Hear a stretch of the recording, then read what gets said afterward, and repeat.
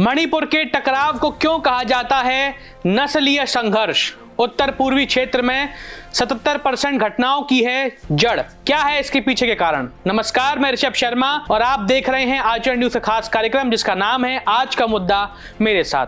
आज हम बात करेंगे भारत के उत्तर पूर्व के राज्यों में तनाव के बारे में, जो कि मणिपुर विवाद को लेकर है। क्यों हो रहा है मणिपुर में विवाद? अब तक इसको लेकर कोई हल क्यों नहीं निकल पाया है?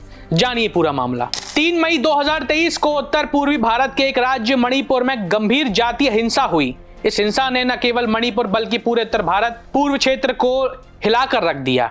यह हिंसा इसी राज्य के दो प्रमुख समुदायों मैतेई और कुकी के बीच हुई। मणिपुर की घाटी में मैतेई समुदाय बहुसंख्यक है, जबकि कुकी राज्य के पहाड़ी क्षेत्रों में बसी हुई है। इन दोनों समुदायों के बीच लंबे समय से भूमि, पहचान और सांस्कृतिक मुद्दों को लेकर विवाद चल रहा था, जो अब हिंसा के रूप में सामने आया है।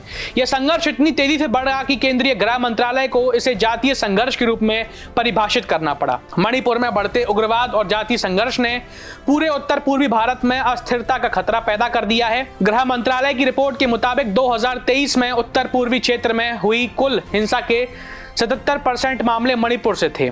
2021 से 2023 तक मणिपुर में जातीय संघर्षों की संख्या में वृद्धि हुई है, जिससे न केवल राज्य की राजनीतिक स्थिति पर असर पड़ा है बल्कि सामाजिक और सांस्कृतिक संकट भी पैदा हो गया है। ऐसे में इस रिपोर्ट में विस्तार से समझते हैं कि आखिर ये नस्लीय हिंसा क्या है और मणिपुर में जारी टकराव को नस्लीय हिंसा क्यों कहा जाता है। आखिर नस्लीय हिंसा है क्या, ये जान लीजिए। नस्लीय हिंसा को समझने के लिए जरूरी है कि हम नस्लीय और हिंसा शब्दों का मतलब जानें। नस्लीय हिंसा वह प्रकार की हिंसा है जो दो या दो से ज्यादा जातीय या नस्लीय समूहों के बीच होती है। इसमें एक समुदाय के खिलाफ दूसरा समुदाय घृणा, भेदभाव, उत्पीड़न और उत्पात का प्रदर्शन करता है। इस हिंसा का कारण अक्सर भौगोलिक सीमाओं, सांस्कृतिक पहचान, धार्मिक मान्यताओं और राजनीतिक स्वास्थ्यों से जुड़ा होता है। मणिपुर में मैतेई समुदाय और कुकी जनजातियों के बीच उत्पन्न हुई हिंसा को नस्लीय हिंसा इसलिए कहा जा सकता है क्योंकि ये जातीय पहचान, भूमि के अधिकार और सामाजिक प्रथाओं के आसपास के विवादों के कारण हुई थी। मणिपुर में नस्लीय हिंसा के पीछे क्या कारण है, अब ये जान लीजिए। मणिपुर की सामाजिक संरचना काफी विविधतापूर्ण है। इस राज्य की मुख्य घाटी में मैतेई समुदाय का वर्चस्व है, जो राज्य की कुल जनसंख्या का लगभग 64.6% है। इसके अलावा पहाड़ी इलाकों में कुकी, नागा, जोमी, हमार जैसे कई जनजातियां बसती हैं। मणिपुर में कुल 34 मान्यता प्राप्त जनजातियां हैं, जिनमें से कुकी और नागा जनजातियां सांस्कृतिक, राजनीतिक, भौगोलिक और सामाजिक दृष्टि से एक दूसरे से भिन्न हैं। यह विभाजन सिर्फ सांस्कृतिक या जातीय नहीं है, बल्कि जमीन, संसाधन और सत्ता की हिस्सेदारी के सवालों से भी जुड़ा हुआ है। मणिपुर के केंद्रीय घाटी में मैतेई समुदाय का बाहुल्य है, जबकि पहाड़ी इलाकों में कुकी और नागा जनजातियां निवास करती हैं। इन जनजातियों के बीच भूमि और संसाधनों को लेकर दशकों से विवाद हो रहे थे, जो अब एक गंभीर संघर्ष में बदल चुका है। मणिपुर का भौगोलिक संरचना भी इस संघर्ष को और जटिल बनाता है, क्योंकि राज्य की 90% भूमि पहाड़ी क्षेत्र में फैली हुई है, जबकि केवल 10% भूमि घाटी क्षेत्र में है, जो मैतेई समुदाय का गढ़ है।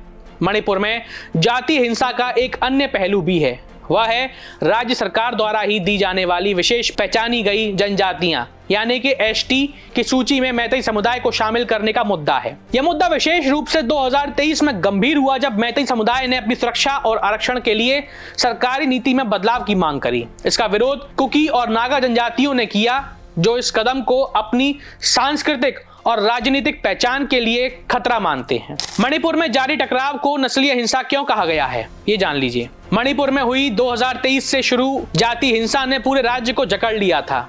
मैतेई समुदाय और कुकी जो जनजातियों एक दूसरे के खिलाफ हिंसक संघर्ष में उलझ गईं, जो धीरे धीरे पूरे राज्य में फैल गया। दोनों समुदायों के बीच बढ़ते तनाव और हिंसा को जब सरकार ने काबू करने में विफलता दिखाई, तो यह संघर्ष एक प्रमुख नस्लीय हिंसा का रूप ले लिया। हिंसा के दौरान दोनों पक्षों के लोगों को जाने गई, संपत्तियां जलाई और अग्निगत परिवारों का जमीन अस्त व्यस्त हो गया। मणिपुर में जातीय हिंसा को नस्लीय हिंसा कहा जाता है क्योंकि यह हिंसा केवल अलग अलग जातियों के बीच संघर्ष तक सीमित नहीं है, बल्कि यह एक ऐसे संघर्ष में बदल चुकी है जिसमें दो अलग अलग नस्लों यानी कि जातियों के बीच गहरे ऐतिहासिक, सांस्कृतिक और राजनीतिक मतभेदों का सामना किया जा सकता है। इस राज्य में जब मैतेई समुदाय ने अपनी जातीय पहचान की रक्षा करने के लिए सरकारी कदमों की मांग की तो इसे कुकी और नागा जनजातियों ने अपने अस्तित्व की रक्षा के रूप में देखा। इस प्रकार एक तरफ जहां मैतेई समुदाय अपने अधिकारों की रक्षा की लड़ाई लड़ रहा था, वहीं दूसरी ओर कुकी और नागा जनजातियां इसे अपनी सांस्कृतिक पहचान के खिलाफ एक हमले के रूप में देख रही थीं। यह संघर्ष नस्लीय हिंसा का रूप इसलिए ले चुका है क्योंकि इसमें न केवल भौतिक संसाधनों, भूमि और अधिकारों की लड़ाई थी, बल्कि यह सांस्कृतिक और नस्लीय अस्तित्व का सवाल भी बन चुका था। भारत के उत्तर पूर्व राज्यों में नस्लीय हिंसा और सांप्रदायिक तनाव के कारण क्या है, जान लीजिए। भारत के उत्तर पूर्वी राज्यों में नस्लीय हिंसा और सांप्रदायिक तनाव की जड़ें काफी गहरे ऐतिहासिक, सांस्कृतिक और राजनीतिक असंतोषों में हैं। इस क्षेत्र में रहने वाले अलग अलग जातीय, धार्मिक और सांस्कृतिक समूहों की अपनी अलग अलग पहचान और परंपराएं हैं जो अक्सर एक दूसरे से टकराती हैं। इन समुदायों के बीच सांस्कृतिक विविधता को समझने और उसका सम्मान करने के बजाय कई बार इसे भेदभाव और असहमति का कारण बना दिया जाता है। उदाहरण के लिए यहाँ की अलग अलग भाषाएं, रीति रिवाज और धार्मिक विश्वास कभी कभी ऐसे संघर्षों का कारण बन जाते हैं जो अन्य समुदायों से टकराव की स्थिति पैदा कर देते हैं। इसके अलावा उत्तर पूर्वी क्षेत्र के कई समुदाय, विशेषकर आदिवासी लोग, महसूस करते हैं कि उन्हें राजनीतिक और आर्थिक दृष्टि से नजरअंदाज किया गया है। इन समुदायों के लंबे समय से यह मांग रही है कि उन्हें अपनी पहचान और अधिकारों की रक्षा के लिए स्वायत्तता और भूमि अधिकार जैसे विशेष अधिकार मिलें। लेकिन इन मांगों का मुख्य धारा की समाज और सरकारों से टकराव होता है, जिससे असंतोष और संघर्ष बढ़ते हैं। इसी तरह इस क्षेत्र में बांग्लादेश से आए प्रवासियों की बड़ी संख्या ने भी स्थानीय समुदायों में असुरक्षा की भावना पैदा की है। इन प्रवासियों के कारण विभिन्न जातीय और धार्मिक समूहों के बीच संघर्ष उत्पन्न हुआ है और कई बार इस संघर्ष को सांप्रदायिक रंग दे दिया जाता है। इन असामाजिक गतिविधियों और असुरक्षा की भावना ने पूरे उत्तर पूर्वी क्षेत्र में तनाव और हिंसा को बढ़ावा दिया है, जिससे यह स्थिति और भी जटिल हो गई है। सरकार की ओर से अब तक क्या कदम उठाए गए थे वो जान लीजिए। केंद्र सरकार और मणिपुर राज्य सरकार ने हिंसा को नियंत्रित करने के लिए कई कदम उठाए। सुरक्षा बलों की तैनाती। मणिपुर में हिंसा को नियंत्रित करने के लिए केंद्रीय और राज्य पुलिस बलों की तैनाती की गई है। साथ ही विशेष सुरक्षा बल काउंटर इमरजेंसी ऑपरेशन भी चला रहे हैं। सहायता पैकेज। सरकार ने मणिपुर के लिए विशेष सहायता पैकेज की घोषणा भी की है, जिसमें 247.26 करोड़ रुपए की राशि जारी की गई है। इसका उद्देश्य राज्य में पुनर्निर्माण और राहत कार्यों को बढ़ावा देना है। सांप्रदायिक सद्भाव को बढ़ावा देना। सरकार ने शांति समितियों का गठन किया है ताकि विभिन्न समुदायों के बीच संवाद स्थापित किया जा सके और शांति बहाल की जा सके। उत्तर पूर्व में नस्ली समाज, वहां की ताकत और चुनौती क्यों है, जान लीजिए। उत्तर पूर्वी भारत में जातीय विविधता उसकी ताकत भी है और चुनौती भी। इस क्षेत्र में विभिन्न जातीय समूहों, भाषाओं और धर्मों का मिश्रण है जो एक सांस्कृतिक धरोहर का प्रतीक है। लेकिन यही विविधता कभी कभी सांप्रदायिक संघर्षों का कारण बन जाती है।